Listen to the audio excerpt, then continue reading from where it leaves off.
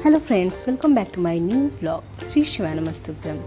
तो आज मुझे जाना है अपने मायके से ससुराल और मैं ग्यामी को कर चुकी हूँ रेडी। और ग्यामी को जैसे ही मैं रेडी करती हूँ, क्योंकि नहाने के बाद ग्यामी अक्सर सो ही जाती है, तो ग्यामी का सेम वही चीज़ हुआ कि जब मैं इसको नहला के रेडी कर रही थी तो ग्यामी को बहुत जल्दी नींद आ गई और वो सो गई।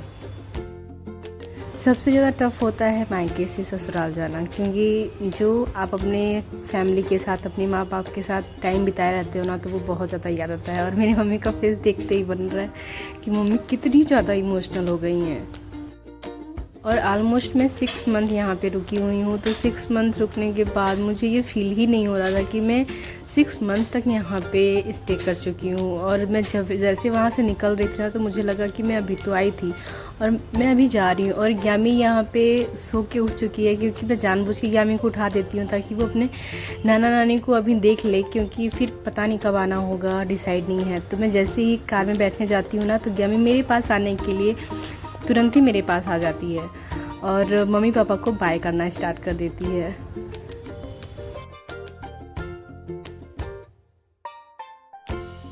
बहुत ज़्यादा हार्ड होता है अपने मायके से ससुराल जाना, बट अनफॉर्चुनेटली हमें जाना ही होता है, क्योंकि वहाँ भी सब लोग वेट करते रहते हैं कि ग्यामी कब आएगी, ग्यामी को हम लोग कब हाथ मिलेंगे, कब खिलाएंगे उसे। तो ये सारी चीज़ें, जैसे मैं जब ससुराल से मायके जाती हूँ तो मेरे पेरेंट्स एक्साइटेड होते हैं, और जब मैं यहाँ पे आती हूँ तो मेरे इन-लॉज एक्साइटमेंट होते हैं, एक्साइट बहुत ज़्यादा हो जाते हैं कि अब ग्यामी आएगी, उसके साथ खेलेंगे, ये सारी चीज़ें।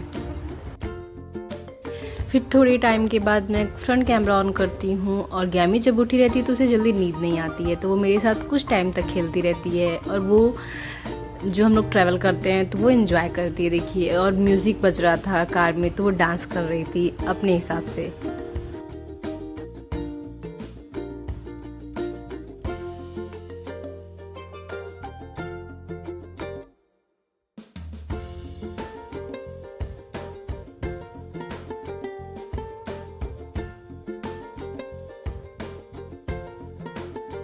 और जब भी मैं वहाँ से अपने गांव की तरफ से निकलती हूँ बाहर ना, तो मुझे लगता है कि यार ये सारी चीज़ें अब छूट रही हैं, अब पता नहीं कब आना होगा।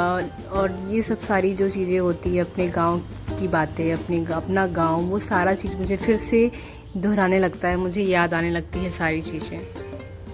मैं बहुत टाइम तक ग्यामी को होल्ड की रहती हूँ, फिर इसके बाद मैं ग्यामी को दे देती हूँ उसके पापा के पास, और फिर जाके वो आराम से अपने पापा के पास बैठती है। और ड्राइवर को वो पूरे रास्ते घूरते हुए आती है, वो ध्यान से देखती रहती है कि ये है कौन, मैंने तो इसे फर्स्ट टाइम देखा है। तो ये कंटिन्यू ड्राइवर को देखे जा रही थी, और हम लोग को इतनी ज़्यादा हंसी आ रही थी कि ग्यामी क्या देख रही है, ये देखिए किस तरीके से ड्राइवर को घूर रही है।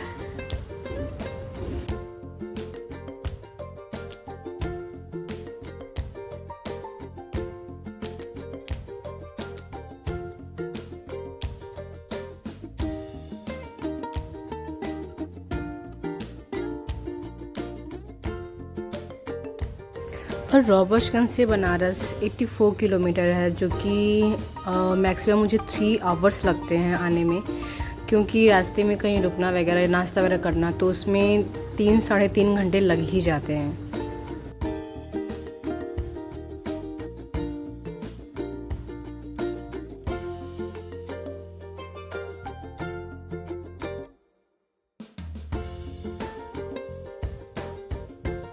जैसे ही ग्यामी बनारस पहुंचती है ना, तो सबसे पहले अपने बाबा की गोदी में जाती है और उनके साथ पूरे टाइम खेलती रहती है, क्योंकि वो बाहर उसको घुमाते रहते हैं, इस वजह से इसको अच्छा लगता है। इसके बाद ग्यामी आ जाती है घर में, और रूम में आके वो बेड पे जंप करने लगती है, खेलने लगती है। जब मैं पूछती हूँ कि नाना नानी मामा कहाँ गए, तो बोलती है वहाँ वहाँ। इसको पता रहता है वैसे कि अब तो पहचान चुकी है, तो वीडियो कॉल पे भी ये बात कर लेती है, बट पहले तो बहुत ज़्यादा छोटी थी, जिस वजह से नहीं कर पाती थी। So thank you so much for watching this video, and please like, share, subscribe and support.